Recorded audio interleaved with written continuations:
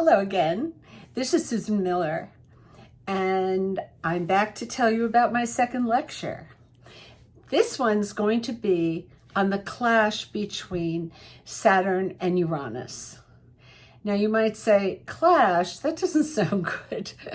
No, actually, it could be very good. Here's what I make of it. Saturn is the planet of the past. It rules structure, tradition. It rules sacrifice for things we want over the long term. You know, it's the opposite of instant gratification. It teaches us to plan and to hold dear things that we've built and worked hard for. Uranus is the planet of change, of chaos, of rebellion, but also of tremendous innovation and surprise. And the two of them are at odds, 90-degree odds, like the corner of a table. And when you have that, you have some clanging and banging, thumping in the heavens, and birth pangs, just something new. Now you might say, I don't know, I've had a hard year. I don't particularly like the sound of this. No, it is good, because when you get dynamic tension like this, you get a good result. You're going to see this played out in society, but you're also going to see it played out in your own life. And in my lecture, I tell you in what parts of your life this may come up. Okay, everything depends on the degrees in your chart, so I don't know your chart exactly, but I know enough to tell you where they're going to be. You know, this is New York City, and there's lots of sirens, and I'm up high, but I can still hear them. Anyway, if you're feeling raw over 2020, if you've lost someone, or if you lost your job, these are terribly stressful events, and they take time to deal with. I know I lost my mother in 2012, and I'm still miss her terribly. I think of her every day. So I sympathize with you if you did lose someone. This year, you'll be able to decide what of the past you want to hold dear and what in the future you want to change. Saturn rules things like landmark buildings and old letters and documents, like from Lincoln and Washington, rules state jewelry, all things of value, dinosaur bones. You'll love dinosaur bones. And Uranus is all new technology and space exploration and things like that. So the old and the new are going to come clashing. Now, some things are obvious. Yes, we're going to preserve this. Oh my gosh, yes. I would be heartbroken if we didn't. And yes, we have to innovate this. Like, you know, the way we build buildings, different things. You have to have different building codes, better building codes to keep people safe. But then there's that gray area. And that's where the debate comes in. And everyone gets a voice. You can write a letter to the newspaper in your city, or in your own community. You can talk about what's to stay and what's to go. And in your own life, if you don't like your job, well, I think you're going to start to know that. You know, but if you love it, there's no reason to change. And but maybe you can change some of the methods you do. I'm going to tell you precisely in what area of your chart you're going to feel this influence of Saturn and Uranus, okay? So there won't be any guessing. You'll know. This doesn't happen that often, every 14 years or so. It's a rare aspect, you know, and it's going to happen all this year. February 17th, June 14th, December 23rd, 24th, depending on your time zone. But, you know, it's not just those dates, because these planets are very, very slow moving. They're like little turtles. So you're going to feel it the whole year because they're staying within a significant mathematical orbit, which we consider influential. Okay, well, sit back. I finished my talk for you. It's coming now. I'm so excited. I want to know your questions. You're going to have lots of them. So make your list while you're listening, okay? Have a pad and pencil ready, okay? I'll talk to you later. Okay, bye.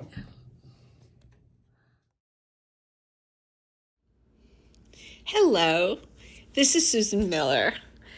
I'm going to tell you all about the grand mutation. There's some misinformation out there on the internet. There's some good reports and some misleading ones. And I've done a lot of research on it. So I'm going to give you the whole scoop right now. Now let's go back a year or two. It's 2018, or maybe even 2019, pre-pandemic. We have no idea what's coming. Life is moving along beautifully. Everything is just the way it should be. And I'm seeing this grand mutation coming up on December 21st, 2020. And I'm telling friends, all of society is going to gradually change after this grand mutation. And they said, Susan, how could that be? I said, when there is a meeting of Jupiter and Saturn, which takes place every 20 years, it colors all of society. The fashion, the food, the work we do and how we get it done, where we work, the politics, the goals of society, even how people date. Everything turns inside out and new. So my friends are looking at me as if I'm delusional. And I said, I know it doesn't make any sense. Now, some people have said to me, well, nothing happened on December 21st. Well, no. It sets in motion changes that are going to be in place in the coming 20 years. So, of course, you don't feel anything on the first day. It's just the inflection point. So let's talk about this, because this year was very special. Every time Jupiter and Saturn met, it was every 20 years, you could set your watch by it, they always met in an Earth sign: Capricorn, Virgo, Taurus. They always did a rotation where they wouldn't jump ahead of the other. They'd give each sign, their 20-year slot. It was very orderly, except for 1 year in 1980, but I'll get back to that. So this started 200 years ago. So what have we accomplished in the past 200 years? Well, when I think about society and how uncivilized things were before 200 years, all of modern life that we know now was created in the past 200 years. We built roads, bridges, tunnels. We laid down railroad tracks. We built cathedrals and skyscrapers. We started the Industrial Revolution, and the assembly line really changed everything. I was watching something on the Smithsonian Channel where they went into how packaged food started at the turn of the century, around 1898, where they didn't have cereal like Bran Flakes or Cheerios or anything like that, or even soda like Coca-Cola or anything like that. It was a very different time. And we think all these things were inevitable And of course they always had them. And when we had the assembly line, we could buy clothes in stores, not go to the general store and buy fabric. You know, it was a very different time. And over the past 200 years, the earth signs set in place consumerism, because earth signs like to buy things. But now, on December 21st, there was a big mutation. Jupiter and Saturn met in Aquarius, which is an air sign. And from now on, Jupiter and Saturn will never meet in an earth sign again in our lifetime. So, this is very interesting. It changes our focus.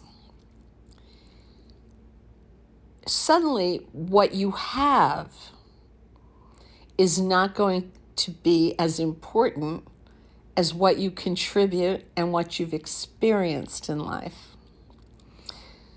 All the air signs love to talk and communicate. They love to travel. So there's going to be travel again. I know we're all sitting in our houses thinking we'll never go to the airport again, but we will, I promise. Because Aquarius loves to travel. So does Gemini and Libra. So it'll come back. But this business of I have a designer bag and you don't on Instagram, that's going to seem very antiquated. Suddenly we're going to roll up our sleeves and help each other, because Aquarius is a humanitarian sign. And we're all going to see needs in others. Now, and we're going to help, because we'll feel compelled to help in any way we can.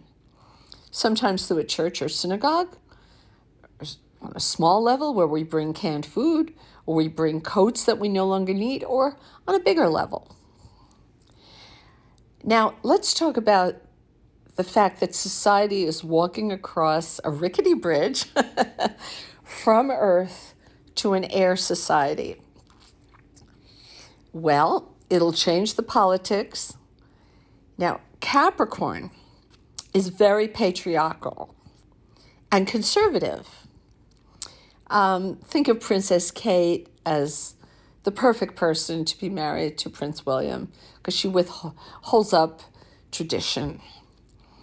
But Aquarius is not patriarchal from the top down, like the king says do this or the president says do this. Aquarius is just the opposite, because each sign on the horoscope wheel is opposite in traits from the sign that came before. So Capricorn builds structure and hierarchy, so the king or the president being at the top. Aquarius is very grassroots, from the bottom up, where the common people, maybe they demonstrate or write letters or somehow make their voices known, perhaps what we saw this summer with Mr. Floyd's terrible death, where some changes could be made in the way police treat people. You know, and they were really good policemen too. But, you know, we didn't know that there were some bad things going on. And so it's coming up from the bottom up. There's going to be medical advances that we can't even imagine.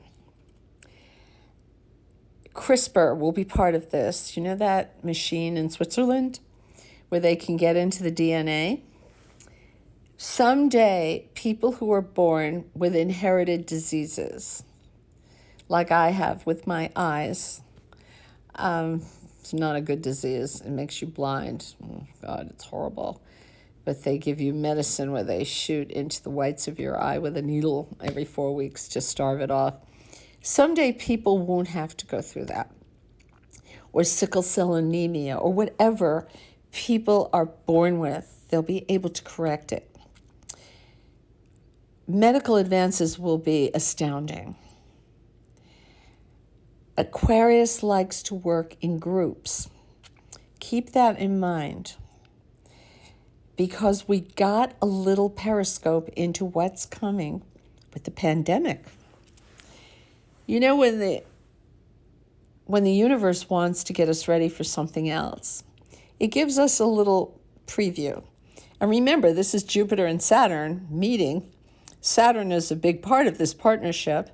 And guess what? Saturn went into Aquarius to show us a little something last March 20th. And he stayed in Aquarius until July 1st. Well, that's when we all shut down. That's when the pandemic started rolling in. And everything changed. What were we doing? We were sitting at our computers. Aquarius loves high technology, loves computers, loves podcasts, loves apps, loves phones, loves smart technology. And suddenly, remember I said we would work in a different way? We weren't going to the office. We weren't even having meetings in other people's offices. We were going on Zoom. Now, I know I miss seeing people in real life. I miss a handshake. I miss a kiss. We have to be careful. I miss having dinner with a friend inside with flowers and music and white tablecloths. But it will come back. I looked back in time. You might want to do this. You go on the computer and you Google yellow fever, because I know New York had a real problem with yellow fever for 3 years. Oh my God, that must have seemed just endless. They had a problem with tuberculosis, and they had a big problem with the Spanish flu. And they didn't even know what was causing it. Now, remember, they told us this is a miracle we got this vaccine so quickly. Well, the government gave billions.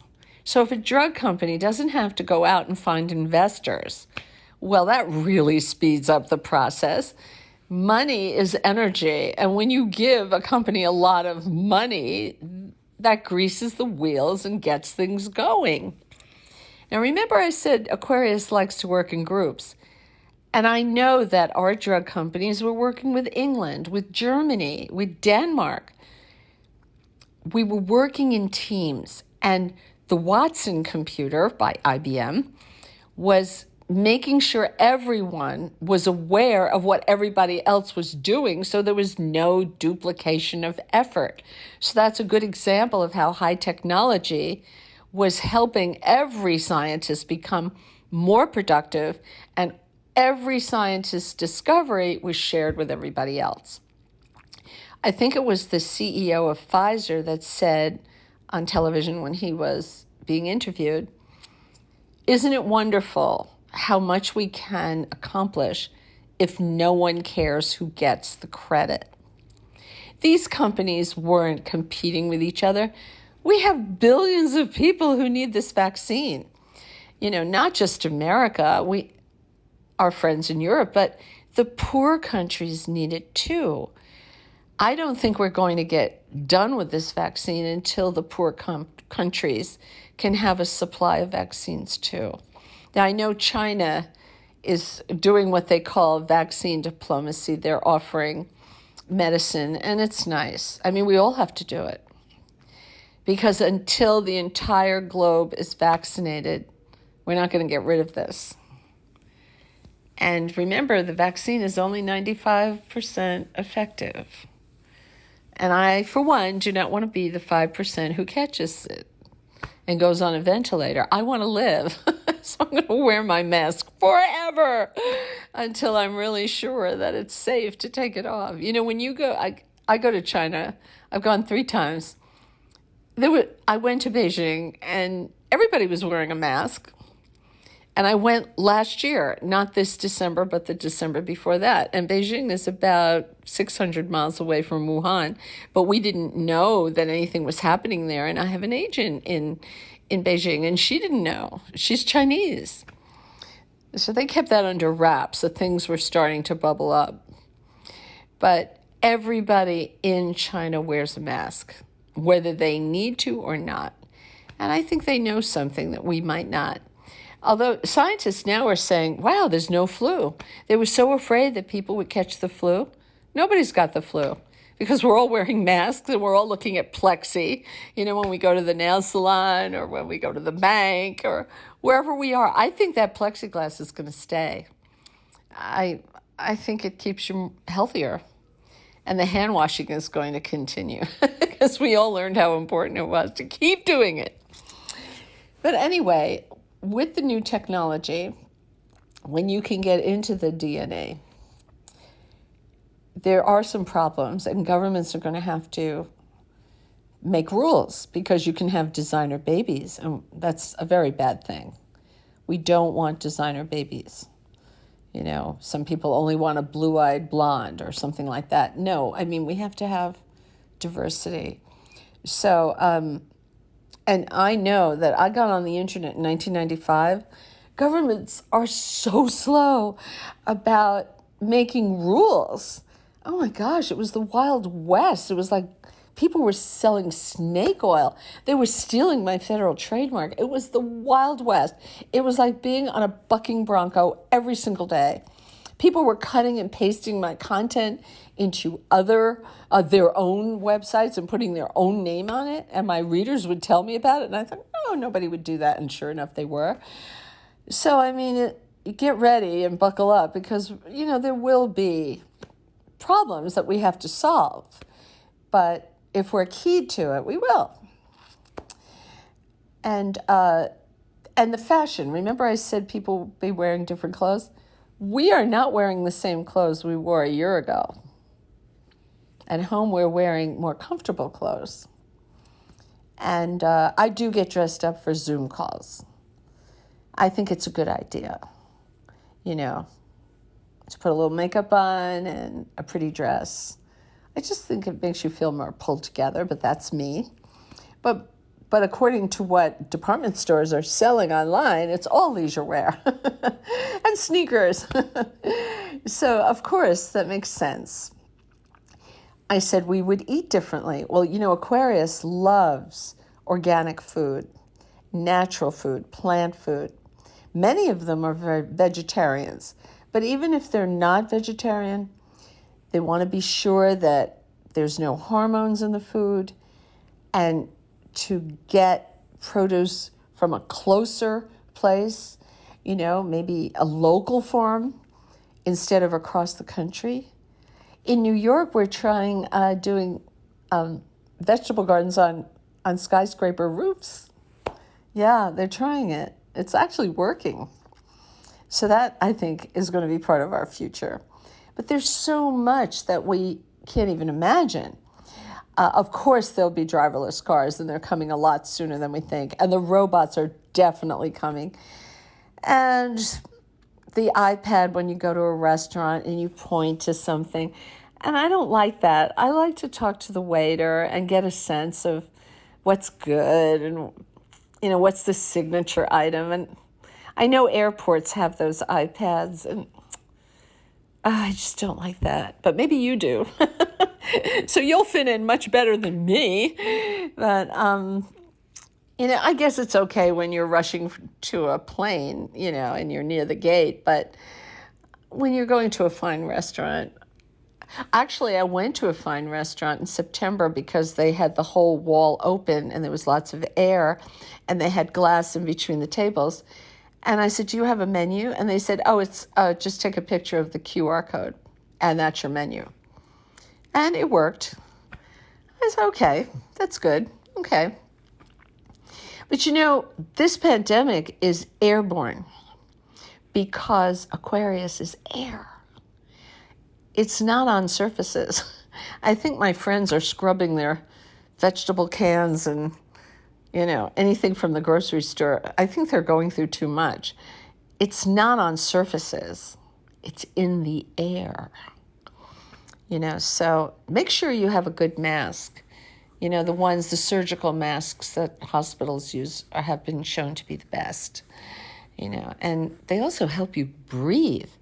I've had some masks that I can't even breathe, The N95 are hard to breathe, or at least for me, but maybe you like them, and that would be great if you do.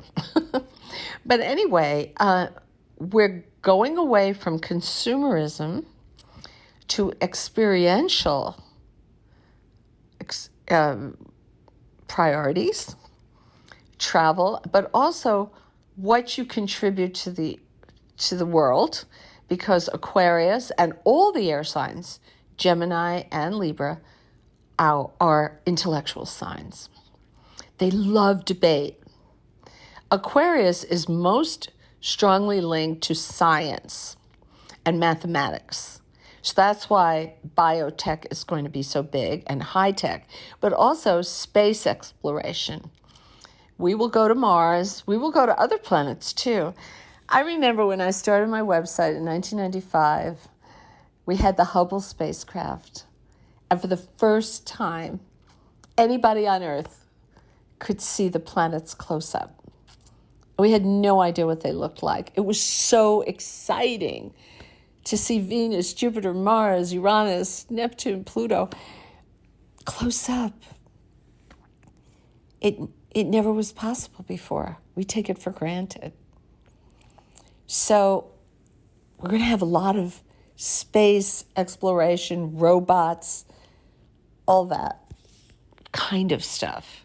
Yes, there'll be a robot in your supermarket helping you, but there's other interesting things. I saw a report on television where some architects said, okay, we watched what happened in New York with the Javits Center, and the governor had to change a convention center into a hospital.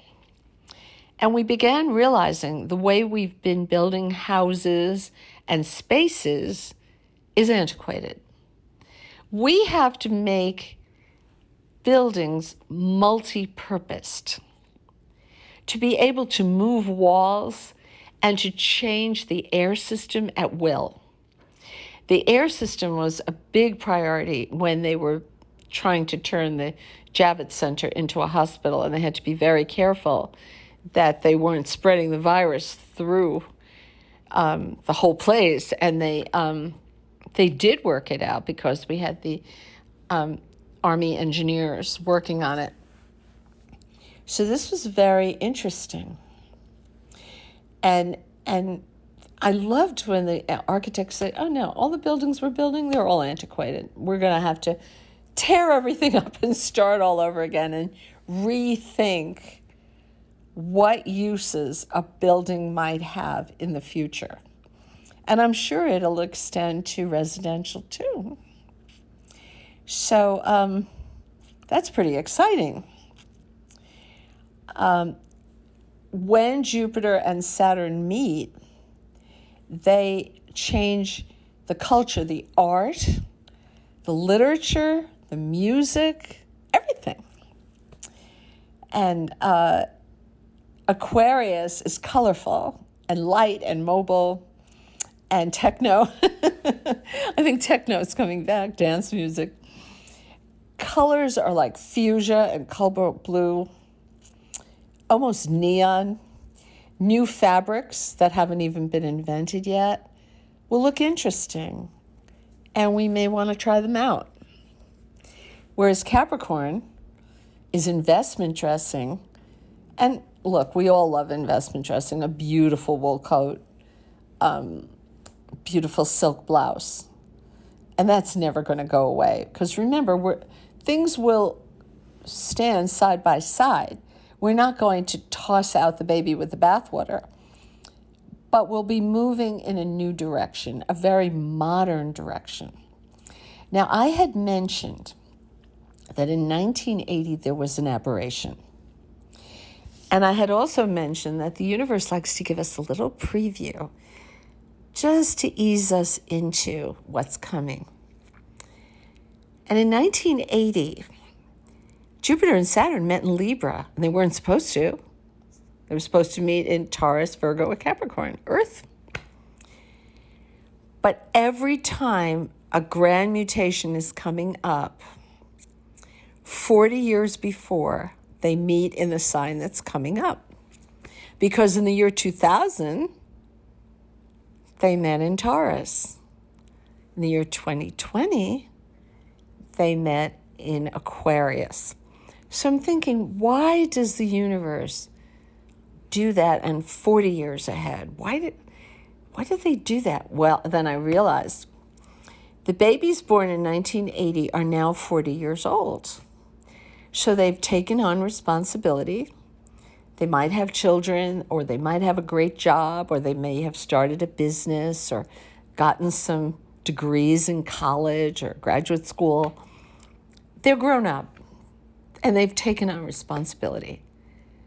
The babies born in 1980 plus or minus 5 years, 1975 to 1985, will lead us into the new generation because they have this Jupiter-Saturn air sign in their DNA. It's natural to them. And they will help us. They will be some of the leaders into the new generation. Across that bridge, they'll take us by the hand and show us all the good things that are to come. And that may include you. So that's pretty exciting. You have a big future if you're born in those years. I think we're really lucky to be born at a time when we're going from one element to another.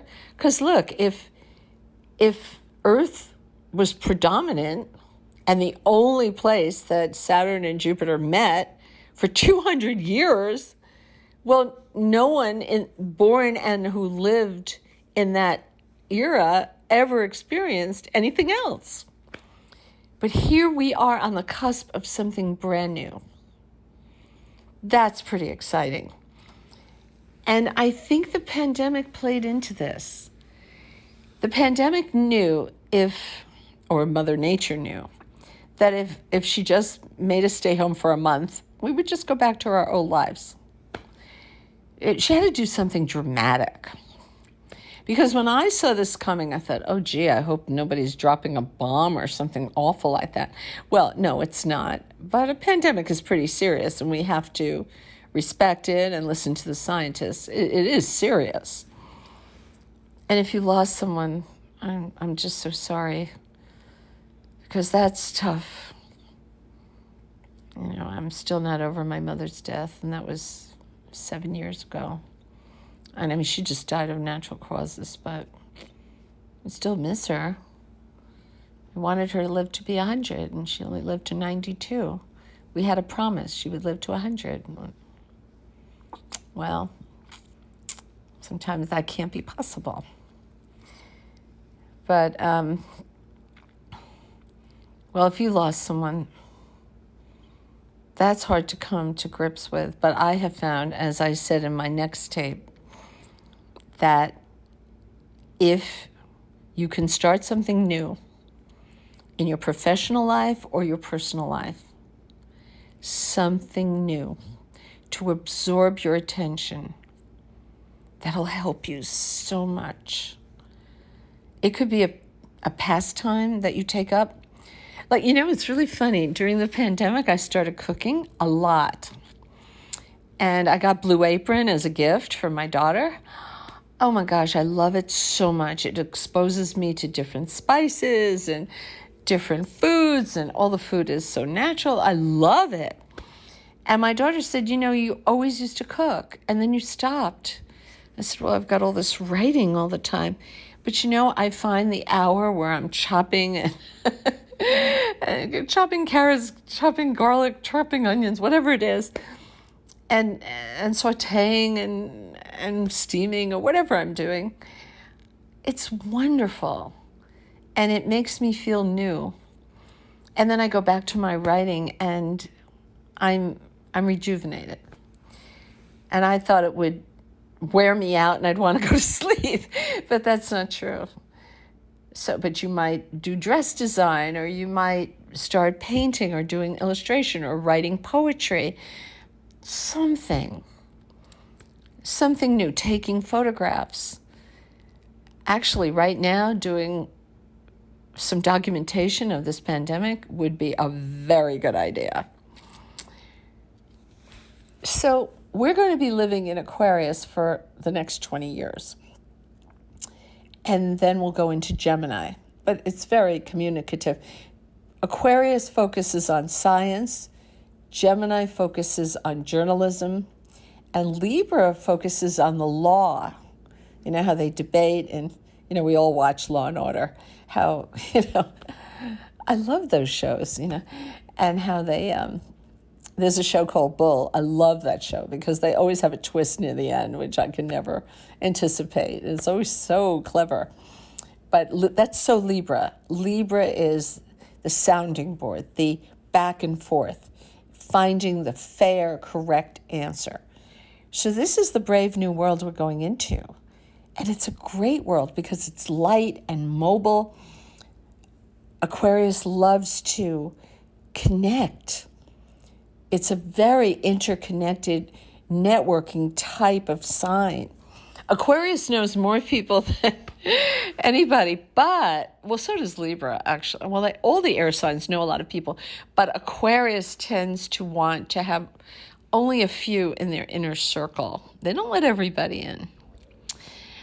And, have you ever noticed how an Aquarian comes to life on television? Think of Jennifer Aniston, Oprah, Paris Hilton. Who else do I know who's Aquarius? There's some real sparkly actresses. Well, you can do a search on Google. But it's so funny. They're beautiful in real life. But when they're on television, they absolutely sparkle. There's something electric about an Aquarian. And if you're an Aquarian, you should probably do some television work because there's a connection there. We're going to have new devices. Who could have predicted the iPhone? If you would have told me someday you're going to write for a phone, I'm like, why would I write for a phone? A telephone is to talk. And the person probably said, well, I don't know, but you're going to write for telephones. Well, of course, I have an app. It's on Apple and Google. Just search Susan Miller, but the name of it is Daily Horoscope, Astrology Zone, and More by Susan Miller. But it's all my essays and everything if you get the premium version. But you don't have to. There's a free version. And it has my uncut monthly. And you get a daily. And it's free. So why not get that? On Google or on Apple App Store. Either one. They have it. I just put it on the market in April. That's what I did during the pandemic. I'm writing another app now, completely different from my other one, which I love. And I think readers are going to love it, but I can't tell you about it. And I just finished my calendar. So I did that during the pandemic. So I'm trying to use the time really well. I know a lot of people, not us, nobody who follows Alana, are just vegging out on Netflix. No, I think life is given to us, and it's the only natural resource that we get that we can't get more of once we've used it up. So we have to make every minute count. And I certainly believe in that. So here we have complete change in attitude. And Aquarius is much more progressive, much more liberal, but it goes back and forth. Actually, when you hear my tape on Saturn in conflict or debating Uranus, Saturn is Capricorn, Uranus is the future. Capricorn's not going away. He's still there. We have to preserve things from the past. And there are many good things that we will want to. Let me take a sip here. There are many things we will want to keep from the past. Now, wherever this conjunction fell in your chart is important. But before I get to that, a lot of people say, does this mean the age of Aquarius starts? There's a lot of debate about that. Why do I have to have it coughing? Oh my gosh. Let me have another sip.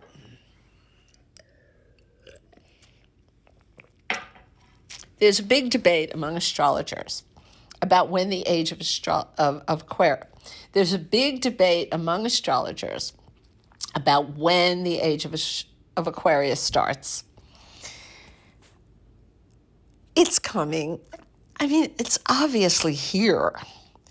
But there are some astrologers that say it's 175 years away. I don't believe that. I think it's something gradual that we move into.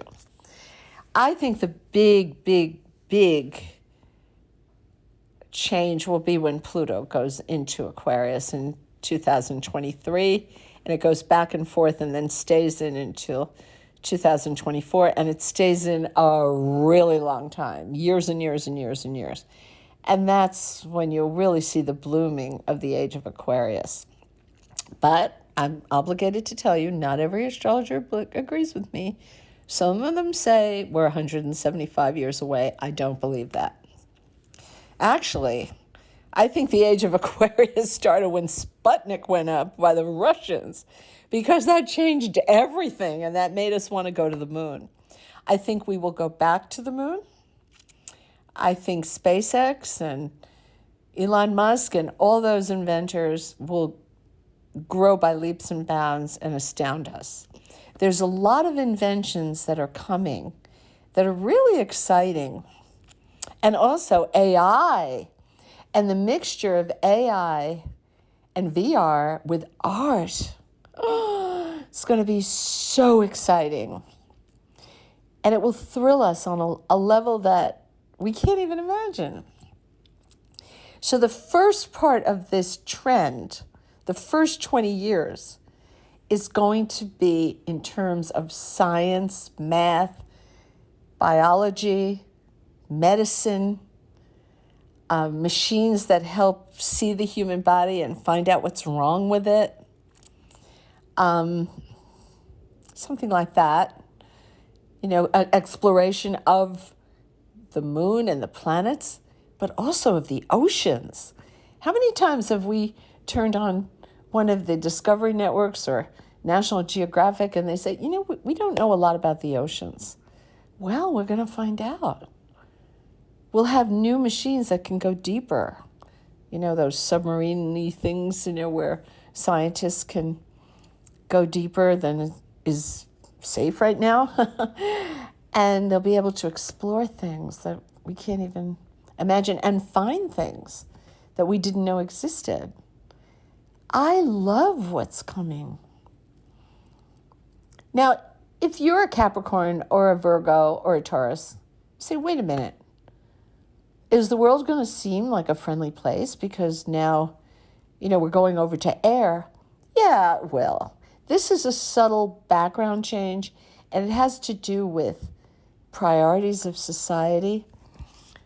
You're going to see people helping people on a level that you've never seen. Governments are not going to be able to help people. Whenever Jupiter and Pluto meet, which they did in 2020, there's usually big financial deals. So I thought there'd be great prosperity. Actually, there was with the stock market. I know, it makes no sense. People were out of work and the stock market went through the roof. I heard that Mnuchin our Treasury Secretary, was investing government funds in the stock market. And a friend said, wow, like what? Apple, you know, and Microsoft and, you know, stocks like that. And she said to me, is that good? I said, I don't know. It's never been done before. Never has government funds ever been put in the stock market. But it kept the stock market up, which is good, but not everybody's in the stock market. Poor people aren't. So that's a hard question. I don't know how to answer that. But I guess it's good for the economy and big companies can hire people. But now when Jupiter and Pluto met, The big money deals weren't what I expected from private enterprise. It was the $1 trillion packages from the government, so big that they have never been done before. Oh my goodness, I never even thought it was possible. Well, I also didn't know that Pluto rules viruses and Jupiter, well, I did know Jupiter is the great expander. And they hadn't met in 13 years. Every 13 years, clockwork, they meet. And it's usually a pretty exciting year because, prosperity is there. And Jupiter met with Pluto, and they had dinner, and they were going to discuss what they were going to do for society. They were going to meet 3 times, April 4th, and then June 30th, and then November 12th, and then they'd start separating, all during 2020. So when they met in April, Jupiter said, "I'm so happy to see you, Pluto. It's been so long." And Jupiter said, "Oh, yeah, this is great. What are we going to do?" Well, Jupiter said, "How can I help you?" He said, "Well, I have this virus that the universe gave me, and I need to spread it, and you're the great expander. Would you help me spread it?"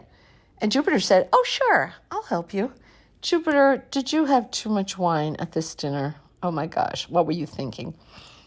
So Jupiter said he'd help Pluto. And remember April? Last April was pretty tough. In New York, it was a nightmare, but it was also a nightmare in Italy. A lot of places had trouble. And then in June, both Jupiter and Pluto were retrograde, so I expected it to go down a level. But it was bad in Florida and through the whole sun belt of the United States, all the way up to through Texas and Arizona, and up until then, the Midwest had not been touched, but that was to come on the last conjunction, November 12th. But the June one, South America had problems, India had problems, Russia had problems, Turkey had problems. And now we're getting a second wave because that last one was the last punch. The November 12th meeting I was worried about. Now, by January 12th, or 16th, January 12th, Jupiter and Pluto are far enough apart now, saying goodbye to each other and going off their separate ways. But Saturn's still hanging around Jupiter like a little brother who wants to tag along. And I think Saturn is still giving us the problem with the virus. By the end of March, he's separating. So I think we're going to have a better handle on the virus. If they only got these vaccines out in a better fashion, I think we would have been ahead of the game. But I still think the poor countries of the world have to have the virus too, or we're never going to get rid of this because they travel, of course. And the big nations have to help the poor countries because until everybody on the planet, or at least 70%, are inoculated, we're not going to get rid of this virus. Although you can read about the Spanish flu, a virus seems to have in mind a certain number, very high numbers. The Spanish flu, the yellow fever, tuberculosis. Well, I looked up difficult epidemics that we've had in New York City, and those were the ones that came up. And the Spanish flu lasted a good year and a half, almost 2 years. And when you look at the numbers, we're matching those numbers almost now. But I wish, we could get those vaccines out. So the vaccine, having been developed so quickly, is part of Aquarius, a part of how Aquarius loves to work in groups because it's more efficient. Aquarius has a big heart. This is a sign that when they see suffering, they form groups to help and address the problem. They don't sit on the sidelines.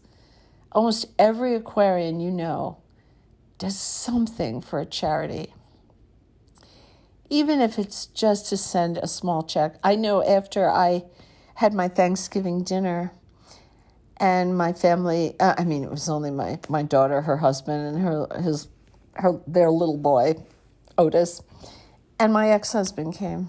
So it was tiny.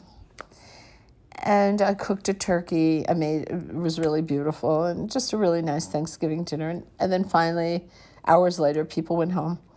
And I watched television, and I saw the food banks, and I saw people standing online. And how could I enjoy my dinner when other people were starving?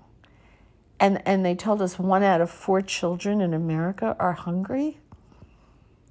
I decided that night to send a check to City Harvest and to keep sending a check, to space it out so I could afford it. But I can't enjoy my food if I know other people are hungry in America. But that's me. But I guess the age of Aquarius and this new emphasis is affecting me. Everyone will be affected in different ways. But it's exciting because it's a pioneering energy where we're going to investigate new things and new high-tech products will come to light, things we never even thought of to delight us. I love high-tech. I love computers and telephones and, smartphones and earphones. And I love everything high-tech. And there'll be new things for us to enjoy, things that we haven't even imagined. So I think you should be excited. So just know that even though nothing happened to you on December 21st, that was the start. It may not, maybe you did have something happen that day, which was exciting, but you were walking across a threshold that day and starting a long journey into an exciting future. The future's here. We don't have to wait for it. It's coming pretty fast. Within a few months, we'll be feeling it. Actually, February is going to be very big. You know what's happening in February? 6 out of 10 planets, and I'm including the sun and moon, which are not planets, but out of 10 heavenly bodies, okay, 6 of them are in Aquarius. How crazy is that? So you're already going to start feeling things in February. Now, Mercury is retrograde in February. There are 3 months when Mercury is retrograde: February, June, and October. And those are months where you shouldn't really sign contracts, but it's really good to go back to the past. So if your old boss invites you to do something together, to join his new company, or your old editor from a different magazine has changed jobs and wants you to contribute a column, anything from the past is very lucky. So in that case, you can disregard what I said about those months, but I would not get married in June or February or October if you can, because Mercury is going to be retrograde. Might be able to change it if you were thinking of those months. But Venus and Mars are going to be direct this year. They're not going to be retrograde. Oh, they were retrograde forever last year. And it made it just very frustrating. No, we're not going to have that. We have an open road, blue sky, all good things. So, so think about what you'd like to add to your life that's new. Something different, something new. It could be on a small scale. You start taking photographs and putting them together in a portfolio, or doing a documentary on your own, or switching careers gently. When I built Astrology Zone in 1995, I was still working as an agent for commercial photographers. I don't think you can just drop one job and start another. You have to be able to generate income, especially if you're self-employed. So I worked 6 years as an agent for commercial photographers at the same time I was building my website. So I started my website in 1995, but I quit my agent work in 2001 because both of them had gotten too big. I had started my agent work in 1986. So, you have to do two at once. You have to work day and night. That's the way it works. Well, I had 2 children in the nest and a husband who never really was employed. And I had them in private school, and then I had to pay for college and then pay their student loans. I paid all of them. That took a while, 7 years. But my point is, I had responsibilities, and it's crazy. You just can't switch jobs without preparing for it. And it was funny how both jobs got bigger. I was nurturing both of them, but I had to choose. And I loved the internet. When I started, it was brand new. It was like being in a covered wagon going west to Silicon Valley. It was fun. Even the problems were fun. And I read somewhere, you have to like the tools you're working with in your profession, whatever they are. If you're a dressmaker, you have to like scissors and fabric and, draping. If you're a writer, you have to love the feeling of the keys on your fingertips. Whatever your profession, you have to love the tools. So think about that a little. I thought it was very good advice. Well, we're at the end of my lecture, but I'm so happy that Alana has made this retreat tiny so that everybody will be able to ask as many questions as they like, because there'll be time for it. And I love her innovative approach to have a virtual retreat. Wow. I never thought it was possible, but she's so creative. And I love Alana. She's such a good friend. So get your questions ready, okay? And you and I will be talking very soon. Okay, well, goodbye for now. Talk to you sooner than you think. Bye-bye.